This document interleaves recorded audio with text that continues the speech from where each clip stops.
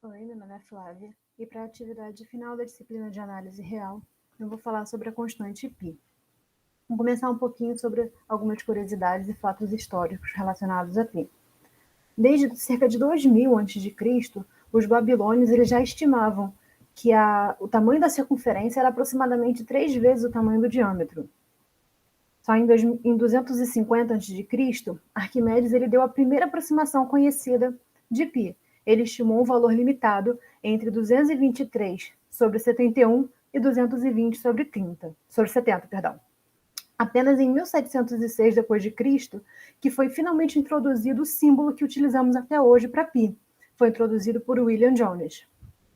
A primeira prova da irracionalidade de π, ela só foi feita em 1761 por Lambert. Então, desde 2000 a.C., os babilônios eles já observavam essa aproximação de π, mas eles não tinham como provar a irracionalidade, que só foi feita mais de 3.000 anos depois, em 1761. Nós temos algumas outras aproximações interessantes para π. Uma foi dada por Euler, como uma sequência, em que π ao quadrado sobre 6 é igual a 1 mais 1 sobre 2 ao quadrado, mais 1 sobre 3 ao quadrado, mais 1 sobre 4 ao quadrado, e assim vai. Essa sequência ela converge para π, mas é uma convergência um pouco lenta. Uma fórmula da aproximação de π dada por Ramanujan é 9.801 sobre 4.412 vezes raiz de 2. Isso se aproxima bastante de π em muitas casas decimais.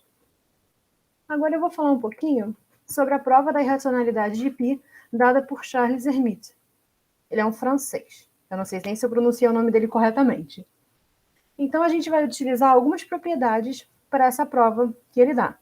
A gente precisa saber que o seno e o cosseno são deriváveis e que a derivada do seno é o cosseno e que a derivada do cosseno é menos seno.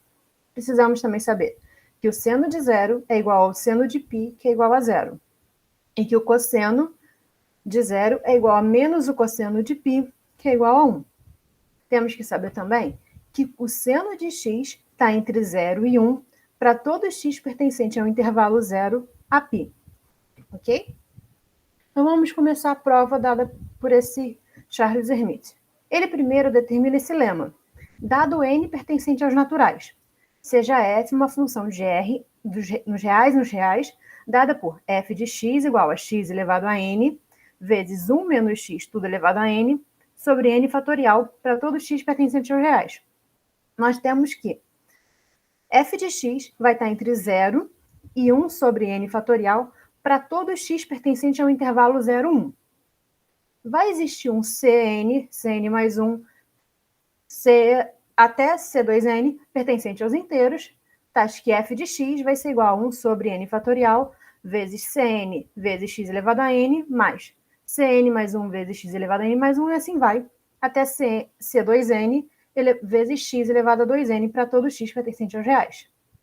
E dado um k pertencente aos naturais, teremos que a derivada k de f no ponto 0 e a derivada k de f no ponto 1 pertencerão aos inteiros. Bom, vamos começar com a prova dessas proposições desse lema. Então, essa primeira sentença, que diz que f está entre 0 e 1 sobre n fatorial, ela é mais trivial. Por quê? Vamos pegar os extremos desse intervalo. Vamos substituir na função. Então, se eu substituir 0, eu vou ter que 0 elevado a n vezes 1 menos 0 elevado a n sobre n fatorial. Isso aqui, 0 elevado a qualquer número que seja esse natural, vai dar 0. Então, esse aqui vai dar 0.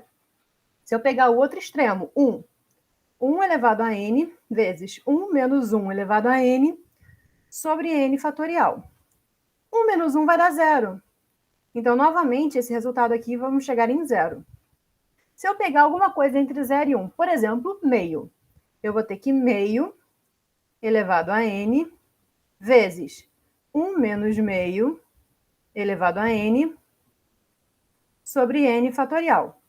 Bom, aqui eu vou ter o quê? Eu vou ter 1 sobre 2 elevado a n, né? Vezes 1 menos meio vai dar meio. Então, eu vou ter de novo 1 sobre 2 elevado a n. E tudo ainda sobre n fatorial. Quando eu resolver essa parte, eu vou ter que 1 sobre 2 elevado a 2n vezes n fatorial. Então, eu vou ter um número que é menor do que 1 sobre 2n, porque eu vou ter 1 sobre 2 elevado a 2n vezes n fatorial. Ele vai ser menor do que 1 sobre n fatorial. E vai ser maior do que 0. Isso para qualquer número. Entre 0 e 1 vai acontecer uma situação similar. Eu vou ter um denominador muito grande, maior do que n fatorial, porque ele vai estar multiplicado por alguma coisa. Sobre a sentença número 2. Existe um Cn mais 1 é tal, tais que f de x, 1 sobre n fatorial, Cn vezes x elevado a n, Cn mais 1 vezes x elevado a n mais 1, até C2n vezes x elevado a 2n. Então, a gente tem que observar que essa função xn, esse pedaço da função, né, xn vezes 1 menos x elevado a n, vai ser um polinômio de x. Tá? Ele vai ter coeficientes inteiros e grau 2n. Por que grau 2n?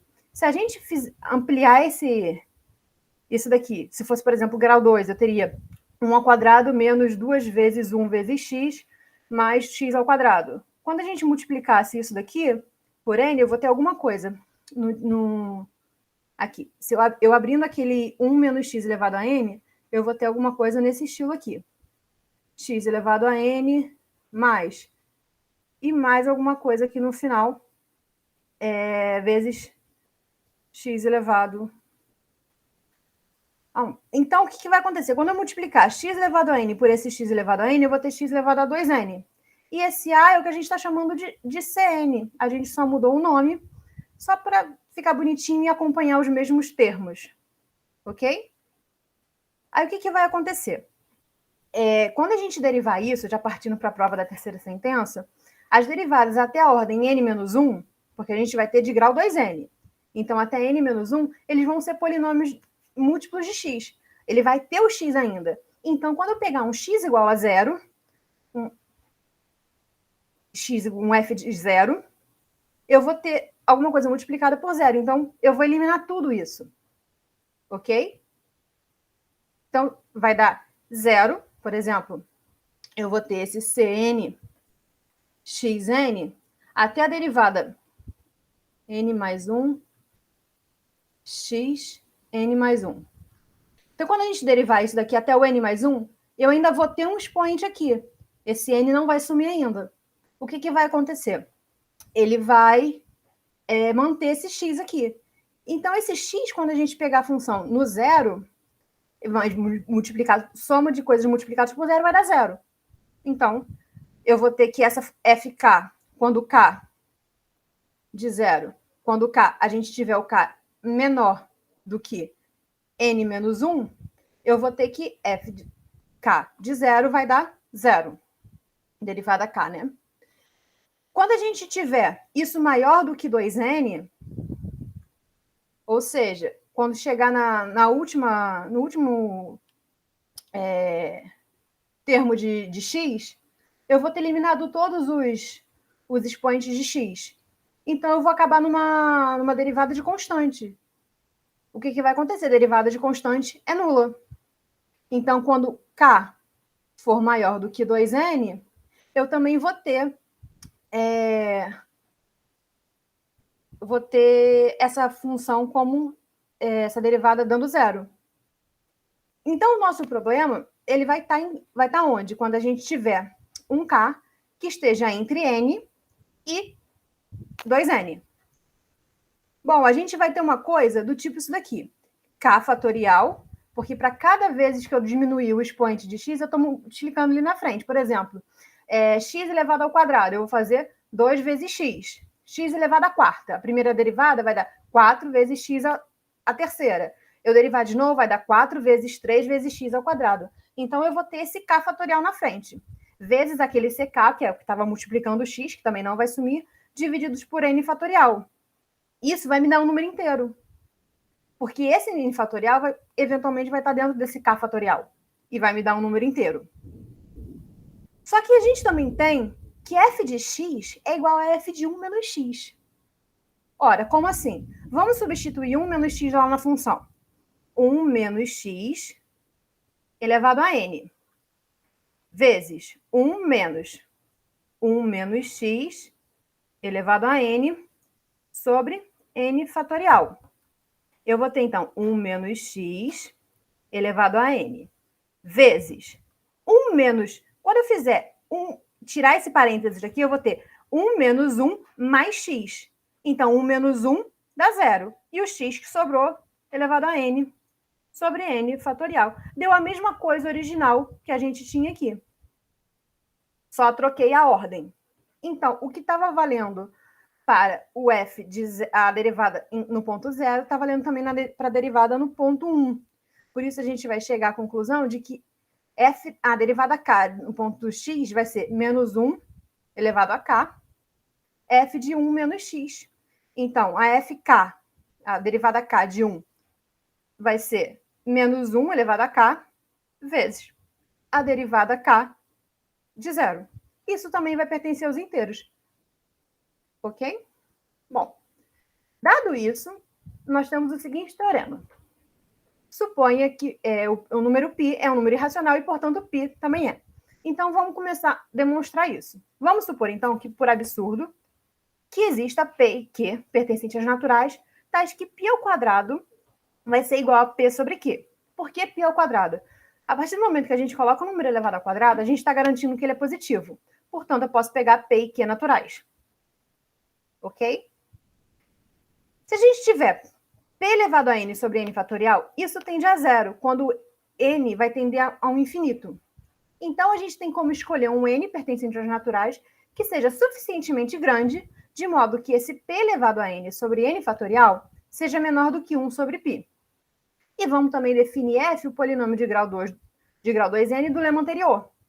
E vamos definir a função fzão e a função gzão, definidas da seguinte forma.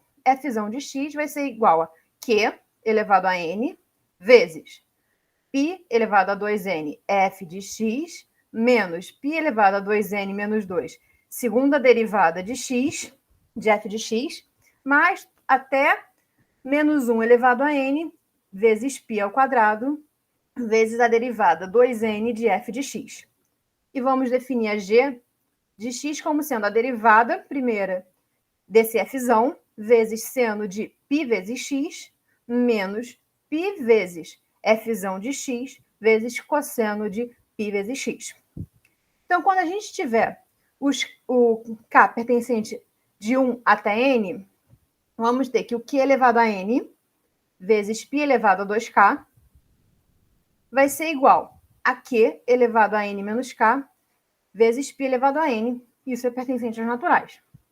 Então, a partir disso e do lema anterior, a gente vai ter que f de 0, esse lema anterior que a gente provou aqui, né? Nós teremos que fzão de 0 e fzão de 1 pertencem aos inteiros. E também vamos ver que g de 0 vai ser igual a menos π vezes fzão de 0 e que g de 1 vai ser igual a π vezes fzão de 1. Bom, se a gente derivar g e f, g uma vez, f duas vezes, nós vamos obter o seguinte. G, derivada de g vai ser f duas linhas de x vezes seno de πx mais π vezes f, uma derivada de fzão x cosseno de π vezes x menos π, primeira derivada de fzão de x cosseno de πx. Aí você repara que aqui, ó, essas duas aqui vão se anular. Então, isso aqui vai anular com isso. Mais π vezes fzão de x vezes seno de πx. Bom, a gente pode colocar esse seno de πx em evidência. Foi feito aqui, ó, seno de πx colocado em evidência, que é o que está multiplicando fzão duas linhas de x mais π fzão de x. Então, o que vai acontecer? Derivando o f duas vezes, eu vou ter q vezes elevado a n vezes isso aqui tudo.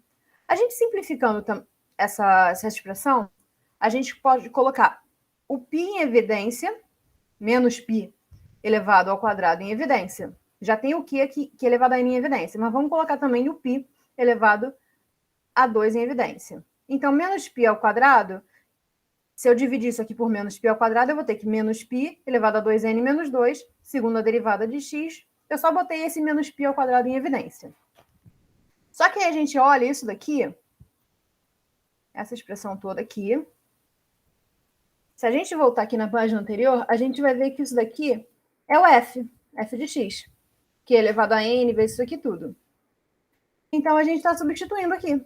Então, eu vou ter que menos π ao quadrado vai ser f de x menos q elevado a n, π elevado a 2n, fzinho de x. Ok?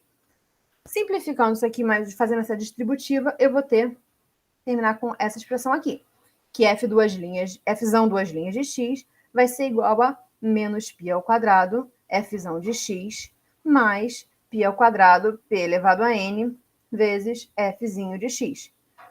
Então, vamos fazer o quê? Eu vou substituir isso daqui aqui em cima. Vou colocar no lugar. Quando eu colocar essa expressão toda aqui de baixo, aqui no lugar desse f duas linhas de x, eu vou ter o quê? Menos π ao quadrado de f de x, mais π ao quadrado de f de x. Então, esse pedaço aqui vai sair com esse. Vai sobrar o quê? π ao quadrado vezes p elevado a n, f de x, vezes o seno de πx. Foi o que sobrou aqui. Então, g' vai ser igual a isso daqui.